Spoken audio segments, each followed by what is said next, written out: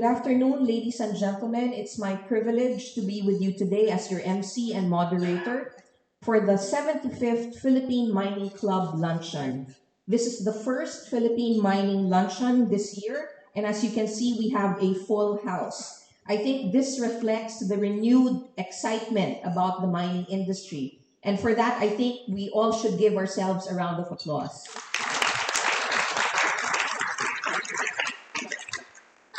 I would like to begin by acknowledging our honored guests for today.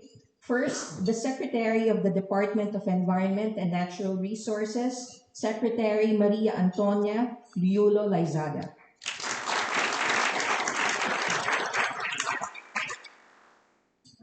DENR Undersecretary for Field Operations, Yusek Juan Miguel Cuna. The Deputy Governor of the Bangko Sentral ng Pilipinas, Payments and Currency Management Sector, Deputy Governor Mamerto Tangonan. The Ambassador of Canada to the Philippines, His Excellency David Hartman.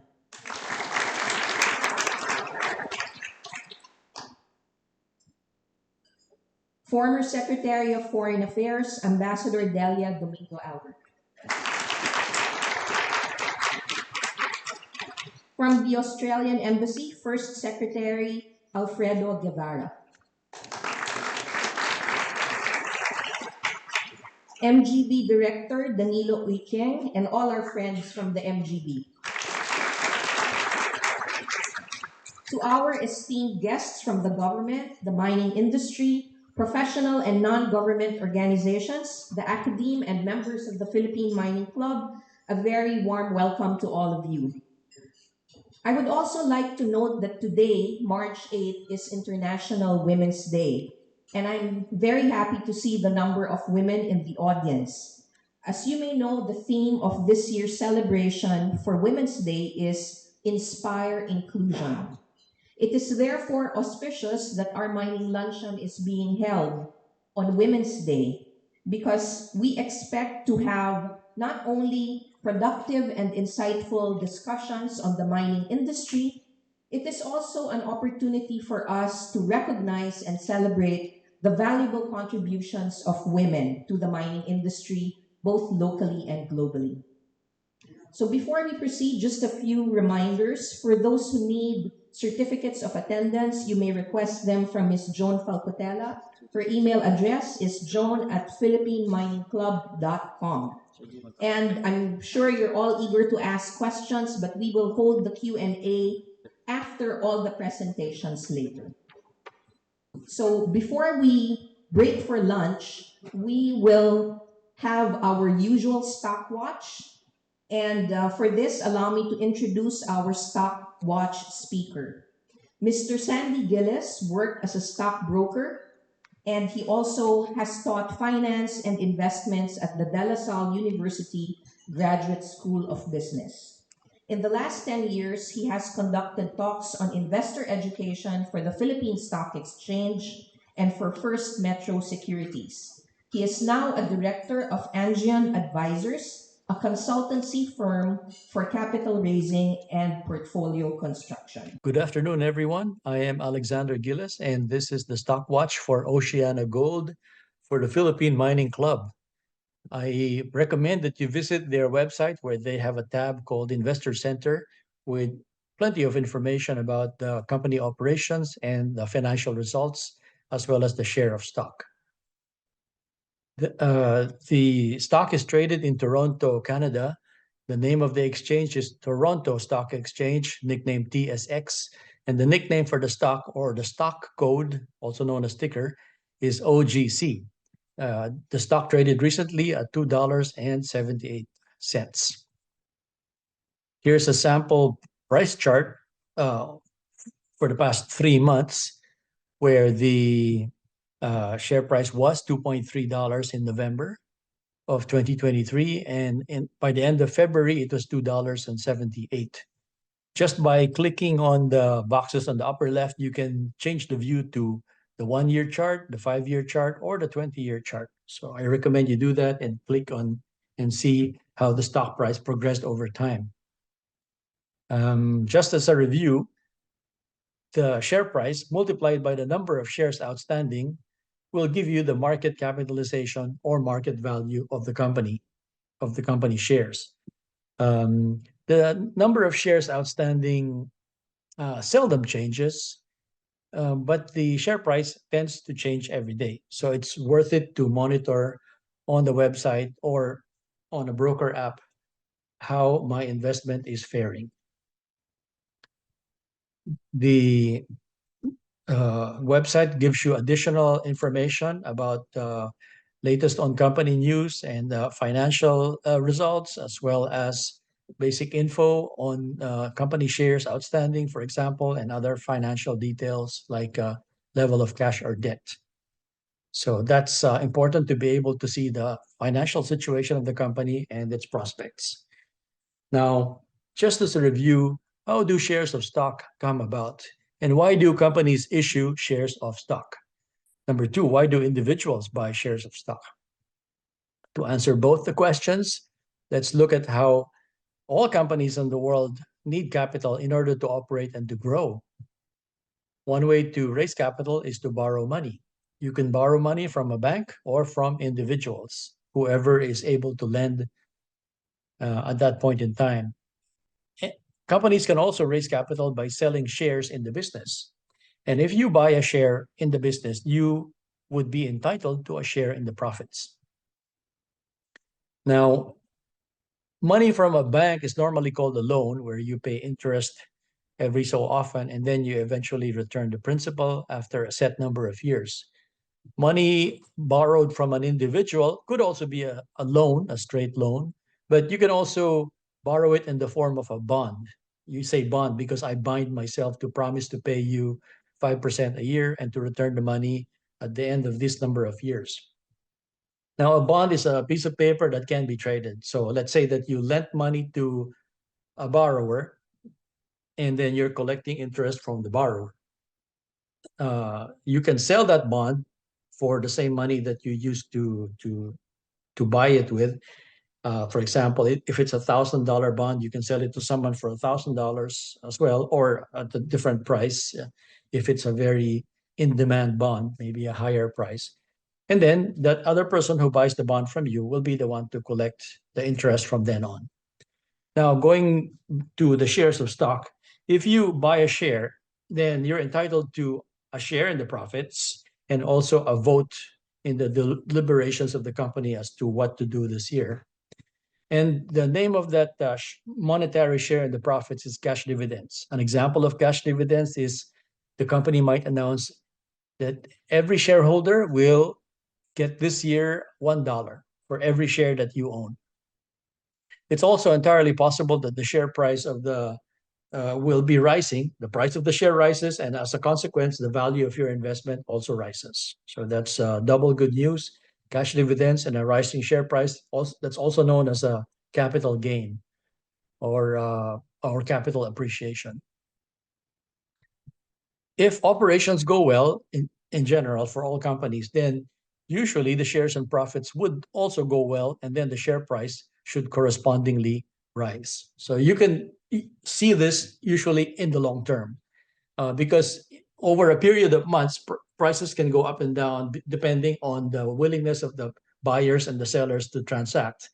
But so that even if the company operations are doing well, you can still see a share price zigzagging back and forth because of the interplay between buyers and sellers, which has nothing to do with the company operations, which should all be very safe and sound and reliable. But the interplay among buyers and sellers could be unpredictable. So you see some price movements which are erratic because of the interplay between the excited buyers or the sellers who are impatient. Now, the best way to go about this is to invest long term. So it's always possible that in a company that's well run with good operations, good sales and profits, you will see the share price moving up over time, over months and over years. It can sustain itself over years. And it's a good policy to invest for long term because all of the zigzags tend to even out over time. So I recommend that you visit the Investor Center of OceanaGold to find out more about their company operations. You can download the presentations, which can present the financial information in a more colorful way with graphics, easier to understand than the column of accounting numbers. And um, I recommend you invest in shares of OGC for long term. Thank you for your kind attention. Happy investing. I am Alexander Gillis of the carillonpartners.net. Thank you and good day. In the Philippine mining industry, women are still a minority at 12%, according to the Philippine Extractive Industries Transparency Initiative Scoping Study of 2020. Indeed, more needs to be done in promoting gender diversity in mining and recognizing the invaluable contributions of women in the industry. Please get your women to join Diwata. We promise you wonderful things this year. I'm very pleased that as we celebrate International Women's Day, we are honored to hear from Gerard Bond, not James Bond, the CEO of OceanaGold Corporation, which operates the Didipio mine. I have to admit, I think I was part of the team that brought the early mining company that was the basis for the growth of Didipio. That was Climax Arinco. In 1995, after President Ramos signed the Mining Act, he brought in from Australia Climax Arinco, and that's wonderful to see how Didipio has gone forward. After all, women comprise 23% of OceanaGold workforce at the Didipio site, performing roles from support services to technical roles in underground mining, processing, geology, among others.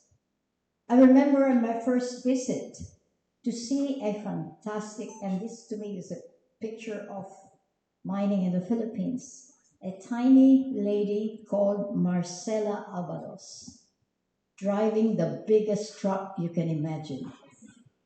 She was the height not even of the wheel of the truck. Can you imagine? I hope she's here. Is she here? Oh, there she is. Sorry. Sorry she didn't show the height comparison with that wheel. I'm very conscious of height. Her photo was definitely one of an empowered woman. I understand that Marcel continues to work in her role, contributing to the successful operation of the Didipio mine. I am, of course, equally pleased, more than pleased, delighted, that a fellow Cordilleran, I'm from Baguio, you know, we have a tribe called Ibagyo. That's unique of Baguio. A woman IP from the Tawali and Aplay tribes in Ifugao and Mountain Province. Well, our keynote speaker is not a woman, but a champion of women empowerment. And I think the evidence of that is I am here. I have my colleagues also here, women working at OceanaGold and the Didipio mine. When his appointment was first announced in April of 2022, we said, oh, this is easy. Easy to sell him. He is Mr. Bond. We love Mr. Bond, right? So we know that, should we introduce him? And well, he got to meet our barangay captain, to the mayors, the governors. So easy. They remember him. In fact, someone would remember him. They would say, hey, how's your boss? Who? How's Shan? Shan who? Sean Connery. I said, what? They remember the original James Bond. Okay, but what was impressive learning and discovering and finding out about Jared is that one of the first things he did when he joined the company was actually review our values. And one of the things that he has pushed to be included as first and foremost of our values is the value of care, pangangalaga. And that's care for our people, care for our environment, care for our communities. I think that gives us a very personal insight to how and to what kind of person our leader is. Well, I have to complete my role of introducing him by talking also about his credentials. Gerard Bond was the finance director and the chief financial officer at Newcrest Mining Limited for 10 years, from 2012 to 2022. Before joining Newcrest, he was at BHP, where over his 14 years at the organization, he held various senior executive roles, mergers and acquisitions in treasury, as deputy CFO, as CFO for the aluminum business, acting president for the nickel business, and finally as head of group human resources at BHP. He holds a Bachelor of Commerce from the University of Melbourne and completed a graduate diploma in applied finance and investment from the Securities Institute of Australia. Ladies and gentlemen, we are very pleased, and please help us welcome him, our very dynamic, well-loved, definitely, and visionary leader at OceanaGold Corporation, Mr. Gerard Bond. It's an honour to be here today, and it's, as you can see, it's a full house. I understand that there was another event going on in Singapore with a certain fashionable singer, but I'm very grateful that you resist the temptation to be there and join us today. I'm really pleased to be able to share with you some of the things we're doing across OceanaGold, and then specifically how we are operating at and the successes we're achieving at the Didipio mine here in the Philippines. Before I begin, Joanne's also a lawyer, and she made sure that I drew your attention to the cautionary notes because we are going to mention some forward-looking statements. So for those of you that don't know, OceanaGold actually was originally a New Zealand company, and then it became an Australian company, and today it is headquartered in Canada. Our purpose, as written on this slide, is mining gold for a better future. And that's actually our North Star that guides our people and our activities every day. Our vision is to be a company that people trust, want to work for and partner with, supply and invest in to create value. And we do this by putting the values at the core of what we do. And as Joanne said, we have the 5 values across there. I appreciate that some of you can't see them at the moment. Strategically poorly placed with the Mines and Geoservices Bureau here at this station. But yes, as we said, care is at the epicentre and the first value. And that, as Joanne said, is care for each other, our own health and safety and well-being, and the care for that of our fellow employees, fellow colleagues, care for the environment.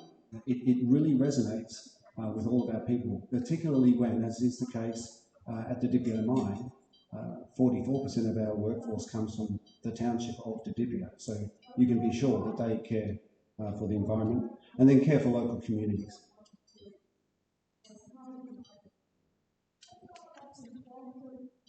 This slide's a little busy, and I apologise for it, but it's when you are asked to put your strategy on one page, it's actually hard to do.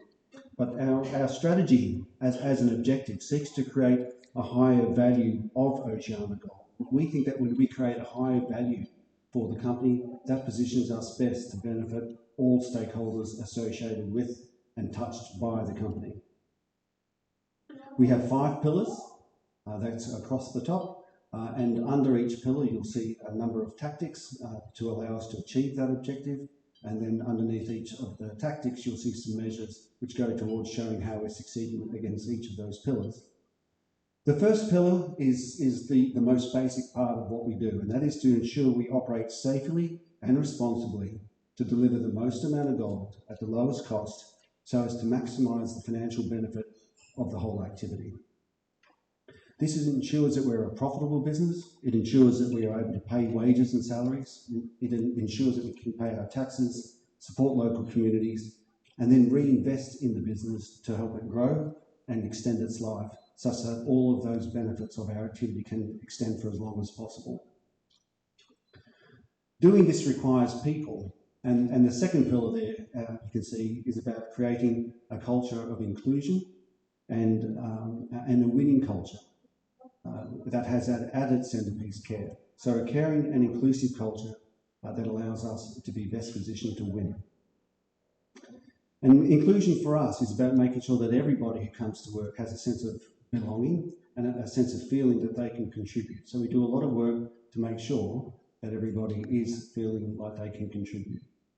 And it's an ongoing journey. There's more work to do. It's something that we have a number of programs in place across this year and beyond, because it's all about making sure that everybody that comes to work can feel like they can make a difference. The third pillar goes to reflect the fact that in our business, we must constantly strive to replenish our reserve and resource base. Every day we extract some gold from the ground. And so what we have to do is find ways to ensure that we can get more gold from the ground. And we do that by exploring, and we do that also by optimizing the technologies that we employ in the extraction. So again, that we get the most from the ore body. Resources are ultimately finite, so you don't want to waste that resource. If we're pulling a ton of ore out of the ground, we want to make sure that our processes get the most amount of gold from that process efficiently and in an environmentally responsible way. The fourth pillar is about making sure that we're financially strong, because that's the basis of being able to be an enduring business. It's a basis of being able to make sure that you can do things responsibly and grow the business and weather the inevitable rise and falls of the gold and copper price. So being financially strong is all about making sure that we can exist for multiple years. And then finally, consistent with our vision of being a company that people trust and want to work for, we want to make sure that we are able to be trusted by every stakeholder that engages in and with OceanaGold. And I'm really pleased to say, if that's the corporate strategy or the company strategy, how does that tie back to the Didipio mine here in the Philippines? A producer of both gold and copper. We also produce silver at Waihi, Macraes and Hale, and taken together, that gold, silver and copper we produce is essential to the economic development and societal well-being of the world as a whole. Our products, especially most people associate this with copper, assist in renewable energy technologies, life-saving medical devices, that's particularly the case with gold, and technologies that connect communities all over the world through copper wire. And to wrap up the summary of the company, we have about 4,000 employees and numerous thousand contractors in addition to that. So a little bit of a busy slide, just goes to show you what gold we produce and from where. In 2023, we produced just shy of 500,000 ounces of gold. In the year ahead, we expect to produce, that's 2024, we expect to be producing 13% more gold. All of our copper comes from the Didipio mine here in the Philippines. With its talented Filipino workforce, the Didipio mine has over the years consistently delivered production safely and responsibly. It's one of our, and I'll explain a little bit later, it's one of our most consistent gold producers, just by dint of its workforce, the technologies we employ, and the gift of the ore body. Where is Didipio? Didipio is the name of the village adjacent to the mine. It's about 7 to 8 hours drive from Manila, depending who's driving. And it's about 45-minute flight from Manila, and once you get off the aeroplane, it's a further 2 hours to get to the site. When I first went to the mine, I think it was in June or September of 2022, I was shocked positively by the warmth and the hospitality of the employees that work there. I think I've been there about 3 times since. I've never seen a sad or angry face at the Didipio. I've always been greeted with warmth, and I've always been impressed by the energy, their can-do attitude, and just willingness and their passion for that mine to succeed. And I think that's a key ingredient to the recipe for its success in the past, and is going to underpin its success in the future. On this slide, we just sought to summarise some of the key milestones or points of Didipio's 30-year history, of which OceanaGold has been part of for the last 2 decades. We acquired it in 2006. The Didipio mine operates under a Financial or Technical Assistance Agreement, or FTAA for short. This is the investment agreement with the Philippine government that grants the company title, exploration and mining rights within a fixed fiscal regime. Didipio was the first mine in the Philippines to be granted an FTAA. It was the first mine in the Philippines to be producing under an FTAA, and it was the first FTAA to be renewed as it was in respect to 2021 onwards. It's important that foreign companies can be confident of operating in the Philippines, and I think the FTAA is a great basis for us to do so. And I do want to thank DENR Secretary Tony, MGB Director Attorney Danilo UKM, all embassies represented today and all ambassadors for their support in making it possible for a Canadian-based company to operate successfully here in the Philippines. With the FTA renewal in 2021, there were a number of really unique and fabulous firsts for the mining industry here in the Philippines. Firstly, this FTA renewal contained commitments for the company, the Didipio Mine, to make additional social development funds available to people proximate to and distant from the mine. The Community Development Fund and the Provincial Development Fund are for the communities outside of the 11 communities closest to the funds, to the mine, which had originally been supported through the original FTAA. So in essence, we've made a commitment under 2 new funds to positively impact the lives and well-being of a larger number of people further distant to the mine than before. Secondly, the FTAA outlines an agreement with the Philippine Central Bank, Banco Central and the Filipinas, to offer for purchase at least 25% of the gold doré that we produce. So doré, for those of you that don't know, it looks like a dirty yellow brick. It's about 98% gold, and then it has to 99% gold, and then it has to go to a refinery to be made into that shiny thing that we all associate with gold.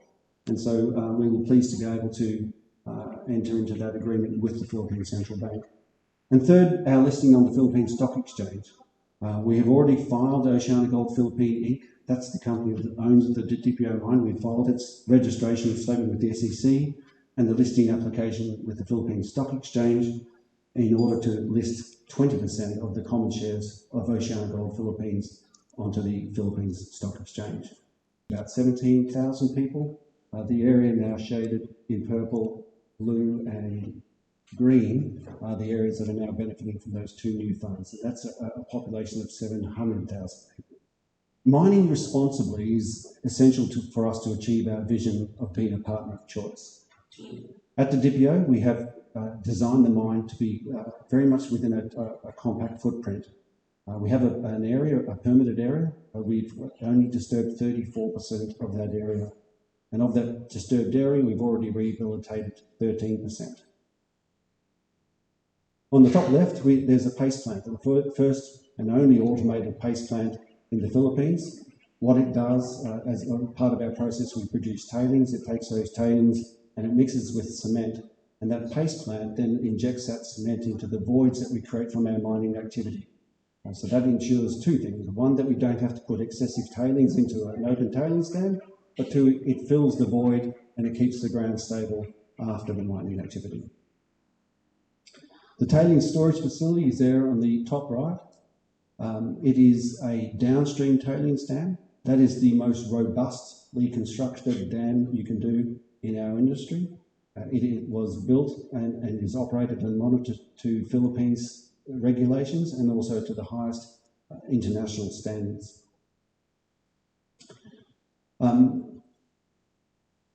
It's important to note that sometimes when people think about mining, they associate it with certain things that are nasty and injurious to both the environment and people's health.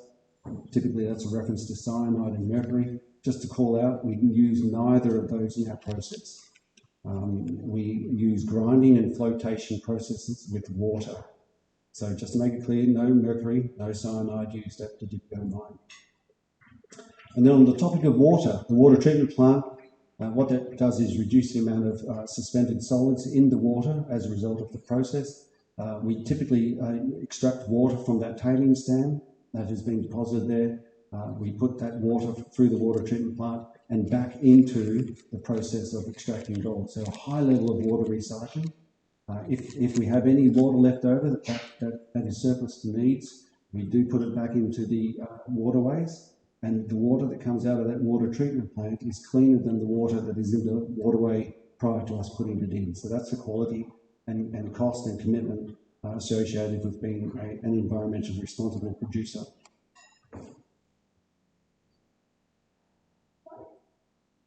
We have over 850 employees at the Didipio. About half of our employees are from the local community, and 97% of the workforce is Filipino.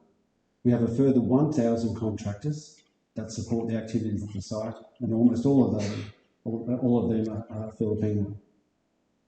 As shared multiple times today, it is International Women's Day, and I want to take the opportunity to recognise the outstanding women that we have working at the Didipio mine. As mentioned by Ambassador Delio, almost a quarter of our workforce at the Didipio mine are female, and that's twice the industry average. But significantly, over half of the management team, 47% of the management team, are female. And everyone will tell you that for you to encourage more women to join an industry, they have to be able to look up and see that someone is occupying a position of authority, influence, power, and succeeding at it. So we're really pleased that we have such capable female employees occupying senior management positions at that site. And as a male, it's kind of dangerous to venture into this space, but as a father of two daughters, I feel like I've got the right. Women are both a product of both nature and nurture. By nature and by design, they have inherent strengths as leaders, nurturers, organisers, integrators, and innovators.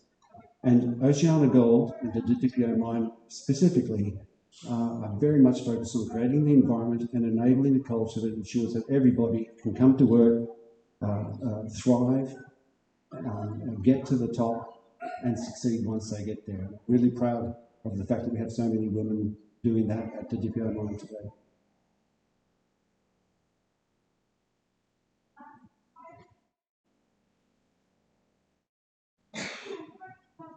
This slide shows two of our female employees. On the left, you've got Fedlin Bokaren. She's our water management superintendent.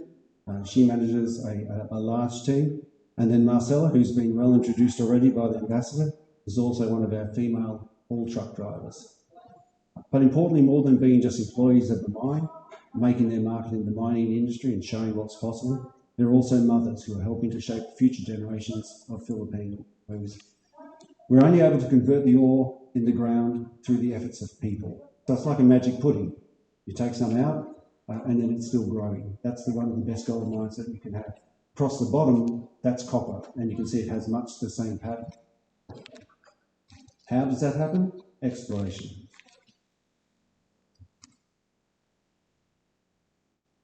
So this diagram seeks to give you in section, a cut through of the Didipio mine ore body. It's called a copper gold porphyry. It's an extrusion from the centre of the earth. And at that, if I could just give you some context, that dotted line, the first dotted line is the bottom of the now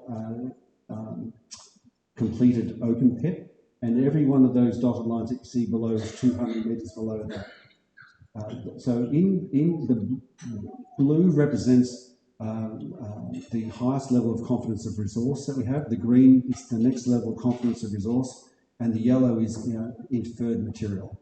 So in the grey snaky bit down the left-hand side, that's called a decline. That's where we basically drive our trucks down to be alongside the ore body. Those grey lines in, they're called the stopes or the drives to access the ore body. That's how we get the gold out. Where we're presently operating, you can see we're operating in the first 200 metres below the old open pit. And that radiating red line is a drill pad from where we've done drilling into the ore body. And last year we added 240,000 ounces of measured and indicated resource to the Didipio mine. we produced 139,000 ounces. So again, through exploration, we've been able to add more gold than we've taken out. And what's really exciting is this ore body is open at depth. What that means is we still haven't found the bottom of the ore body. And that bottom line there, so red doesn't work on red well, but you see at the bottom, 100 metres below the inferred material, we had one long drill hole that came back with 72 metres of length of gold-bearing material of 3.4 grams a tonne, which is 50% higher than what we're currently putting through the mill. So that's, in short, there is more gold at the bottom of this ore body, and as we continue to take that decline down, we'll take the drill rigs down, and as we keep drilling, we can have a continuation of the DPO mine operating safely and responsibly for a longer period of time again. So this is, in world terms, this is a tier 1 first class gold and copper bearing ore body. To wrap up the presentation before I go to taking any questions, the strategic priorities of the DPO mine are exactly the same as the broader group. The priority of the mine is to operate safely and responsibly, and again, this is one of the safest mines in the world, let alone Philippines. It regularly wins awards in the Philippines for operating safely and responsibly, but statistically, numerically, it is world leading in that regard as well. It will continue to focus on improving production. We think we can lift the production from this mine that will generate more value for everybody, and do so through basically better utilisation of science and good operating practices to make sure that we continue to be an efficient mine. We have a program looking to increase the underground productivity to bring more ore from underground to surface. Anything we bring from underground is much higher grade than we have from stockpiles at surface. And then finally, we have a number of underground targets, we have a number of exploration targets, both underground and also regionally inside of our FTAA that we will hope to start drilling on very shortly, and hopefully we'll find another DDPO, which would be really exciting. So that's what we're about today. I would like to say, again, if I could just thank the Philippine government represented here today by DNR Secretary Thani for recognising that responsible and sustainable mining is a significant driver of value for the Philippines economy. The Philippines has a high mineral endowment. It's got a wealth of natural and mineral resources. It's got a world-class and competitive and hard work ethic workforce. That is an asset of incalculable value. As we move towards green energy and AI, deeper collaboration and cooperation with government, industry, academia, and civil society will be welcome. Clean energy, sustainable practices, and environmental stewardship are now the norm at both OceanaGold and at the DPO, and societally expectations of mining companies. And I look forward to us working with the government of the Philippines to seize this opportunity to help us collectively shape a better future. Thank you.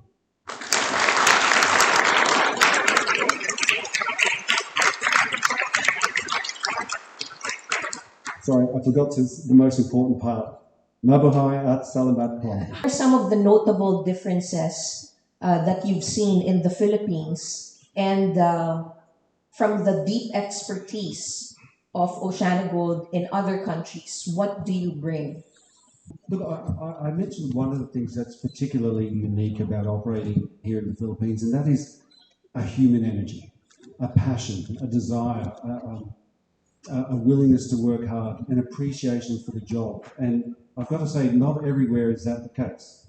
But the Philippine workforce is uniquely energized and happy and grateful to be there. And that you can't put a price on. It's just it's infectious. So I've been in mining for 27 years. My chairman's been in mining for 40, and he says, and he's like myself, have been through across multiple mines, across multiple companies throughout the world, and without a doubt, the workforce that we have at the mine, if that's an example of a Filipino workforce, is the most energetic and adaptable and committed as any. So again, with all the technologies you can have, it still requires people. And so if your greatest asset and greatest distinguishing feature is people, that puts the Filipino mining industry in a great space. Probably the second thing that's different is around the world, one of the greatest shortages is in skilled tradespeople. And I think that's a product for the best part of 30 years. This is my personal view, which isn't supposed to be a company view, but if I say it, it's going to be taken as a company view. Over 30 years, in Australia, Canada, USA, UK, young people have been encouraged to go to university and not do trades. And I don't know why that is. I think it's been a great marketing job by universities. But what that has done is we don't have the same feedstock of people who do the very foundational thing of almost every industry, and that is learning how to turn a wrench, weld, fabricate, and all of what we enjoy today is based upon those skills. And they're in chronic shortage. There are mines in the USA that have 30% vacancy rates and just simply cannot attract skilled tradespeople.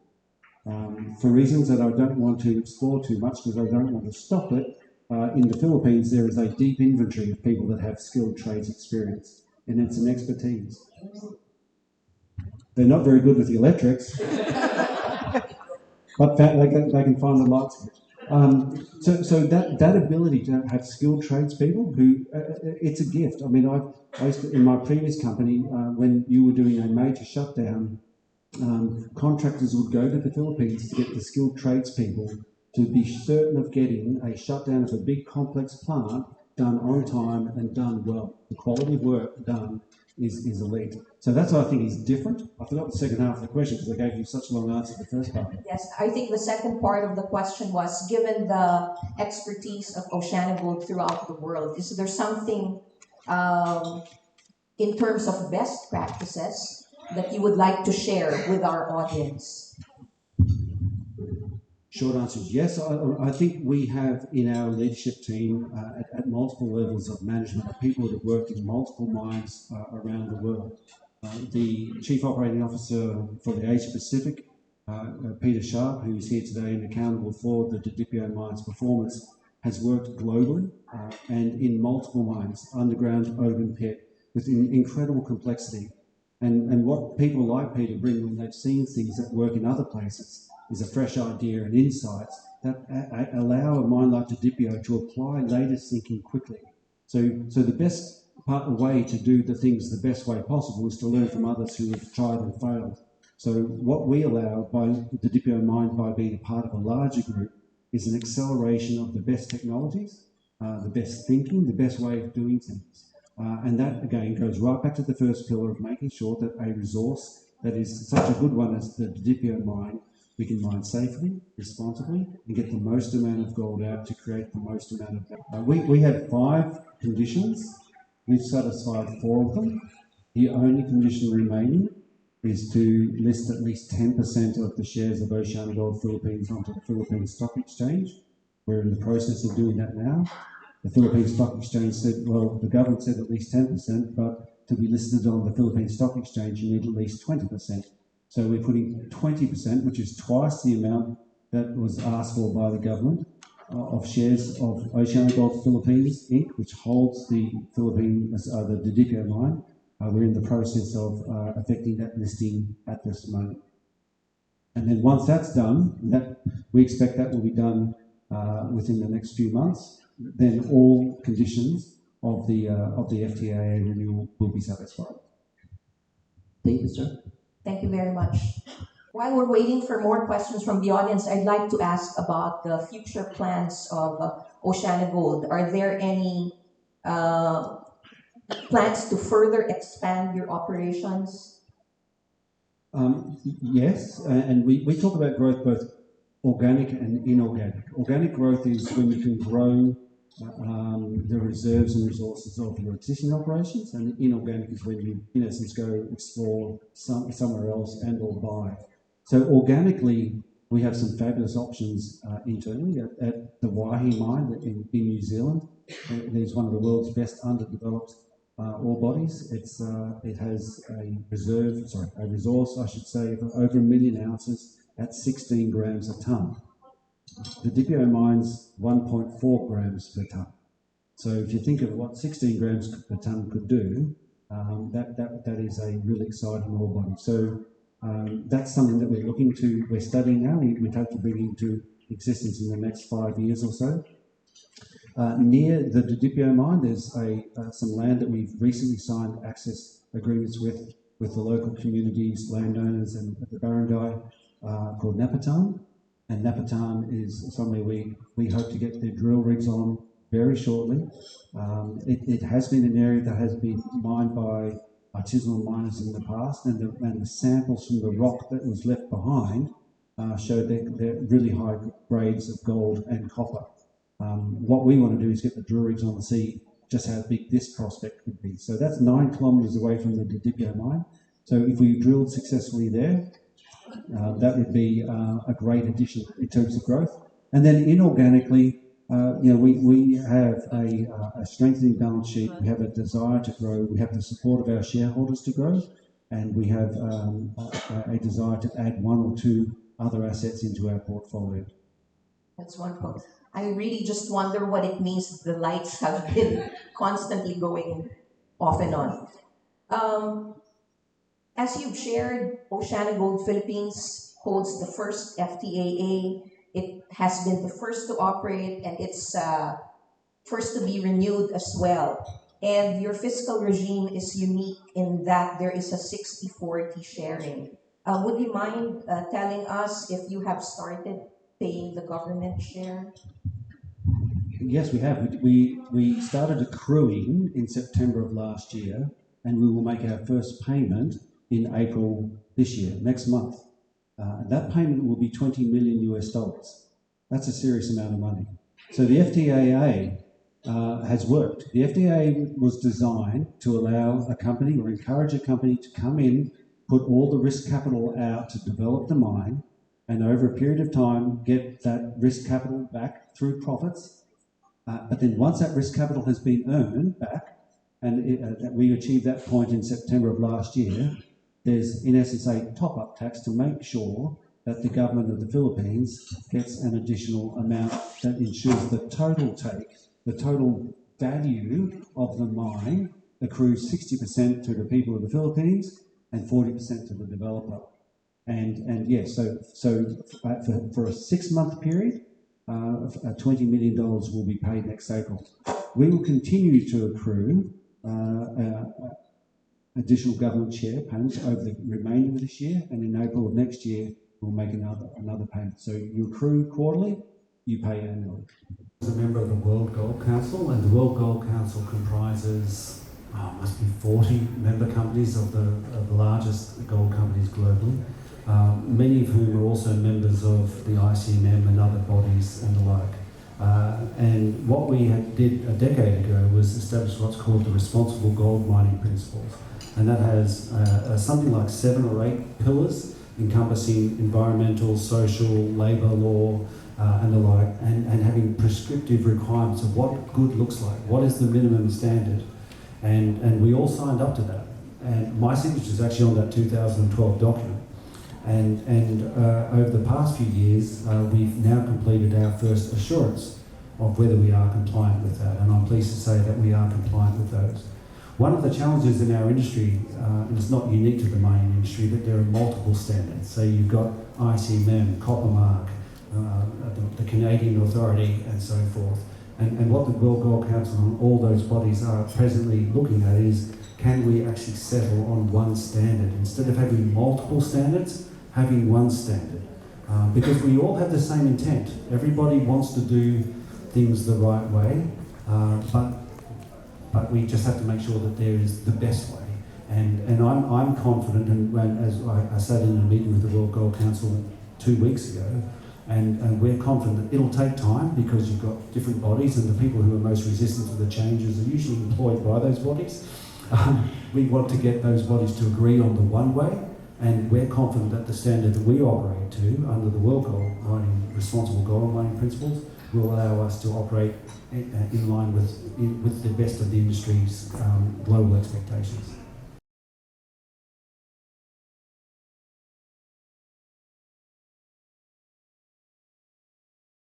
So two things, I'll just talk about the rehabilitation at the Dipio mine. I think I said before we have a large FTAA area, our permitted mining area is a subset of that, and we have 34% of that permitted area presently disturbed. We have already rehabilitated 13% of that.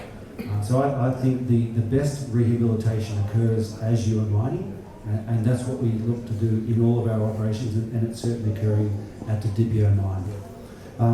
It's strange to be excited and proud about a rehab project, but I have to be in this particular case. OceanaGold used to run a mine called the Globe Progress Mine, or Reefton, in the South Island of New Zealand. It's on the west coast of the South Island of New Zealand. And we are 8 months away from handing that back to the New Zealand government as a fully rehabilitated site. So this is a mine that ran for about, I think, 8 years. Produced a lot of gold, and for the best part of the last 8 years, we have been returning it to as close as possible to what it was beforehand. This is regarded, hence I'm so proud, this is regarded by our industry as the best example of a rehabilitated mine globally. And the reason why I know that to be the case is that the World Gold Council put out a film, which I encourage you to all watch. It's called Gold, A Journey. It's got a famous actor called Idris Abdullah. I think I pronounced his surname correctly. And he went on a tour with a camera crew across all member companies' operations, and to show the value chain and the value that gold mining provides all communities globally. And they did a really good clip of the Reefton gold mine, the rehabilitation. So in our industry, OceanaGold is regarded as having the best example of a rehabilitated mine in the world, in a place, New Zealand, that prizes environmental care and stewardship to the highest standard. So to meet the New Zealand standard of rehabilitation is the gold medal standard of rehabilitation. And I look forward to being there when we hand it back to the New Zealand government and showcasing that you can have mine development, mine operation that is beneficial to everybody associated with it, and then you can return that mine in not quite pristine, but as close to fully rehabilitated as possible. So it's a showcase for our industry.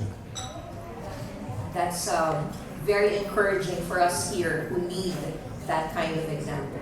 Well, with that, I think I need to close the Q&A.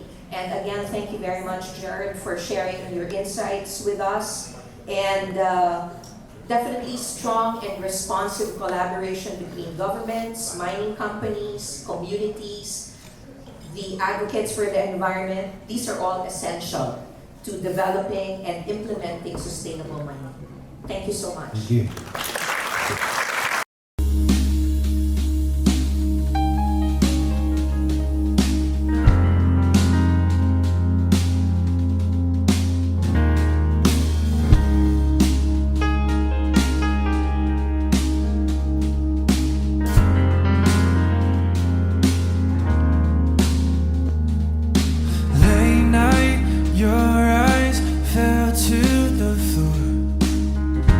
Trying to make sense